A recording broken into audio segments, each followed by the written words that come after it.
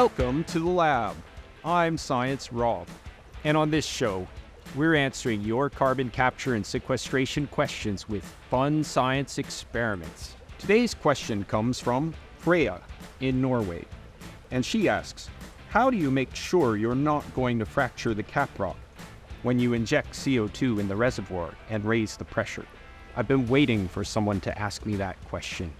In fact, this is one of the keys to ensuring that CO2 can be stored safely.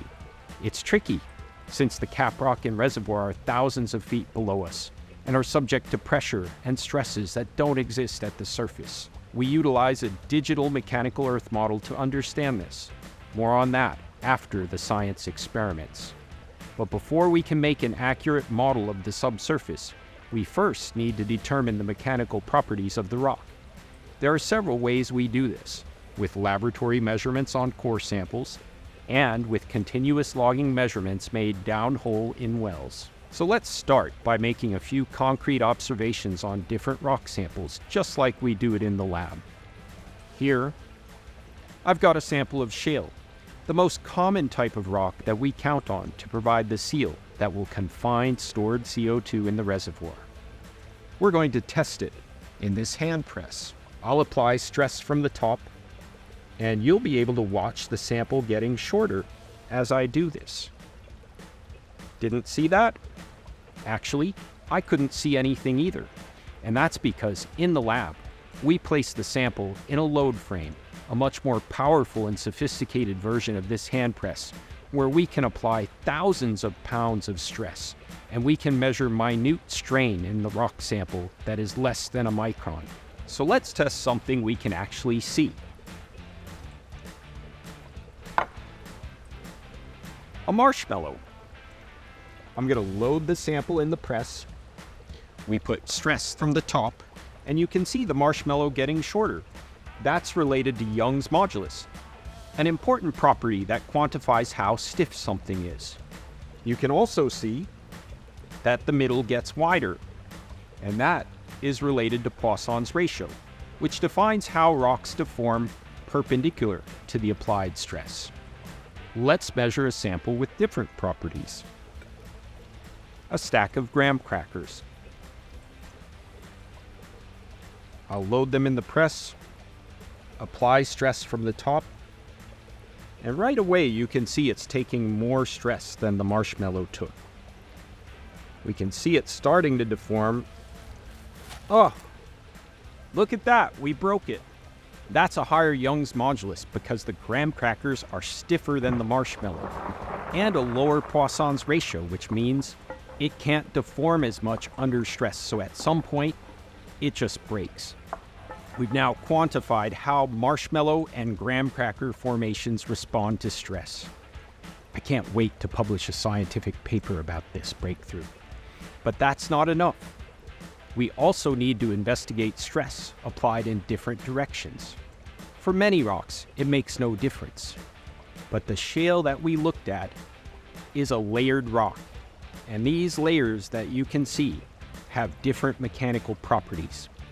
The response of the shale to stress will be different, depending if the stress is applied parallel to or perpendicular to the layering. I have just the thing to demonstrate that. Here, we have a stack of cookies made up of brittle graham crackers and spongy marshmallow filling. What do you think will happen if we press the cookies from the top? You can see the response to stress is dominated by the spongy marshmallow layers. Now let's press it from the side and see what happens.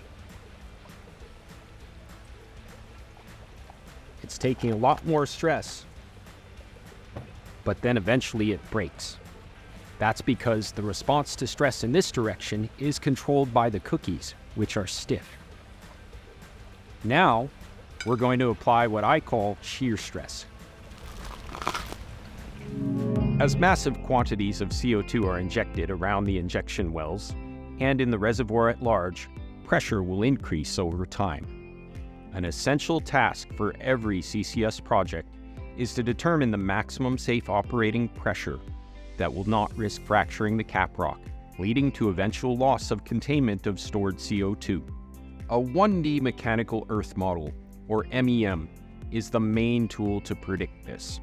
It combines several sources of data, including acoustic logs, image logs, and core geomechanics experiments like we just saw, to create a continuous vertical profile of mechanical properties such as Young's modulus, Poisson's ratio, unconfined compressive strength, and tensile strength.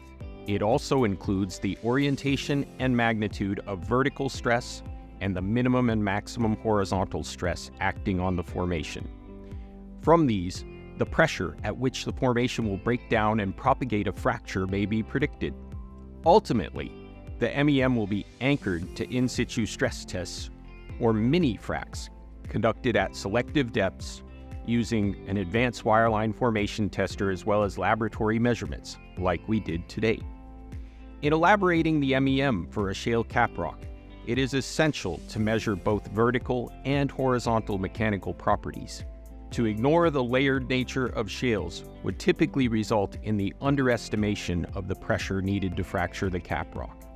This, in turn, would result in setting of conservative operating pressure limits that may unnecessarily limit the amount of CO2 that will be stored. Of course, as more sources of data are added to the MEM, its predictive power and accuracy will improve the understanding of your reservoir and project. Thank you for watching this episode of Science Rob. I hope to have sparked your curiosity and eagerness to learn more about carbon sequestration. Stay tuned for more, where I'll answer your questions with a fun science experiment. See you in the next one. I wonder what else I can press.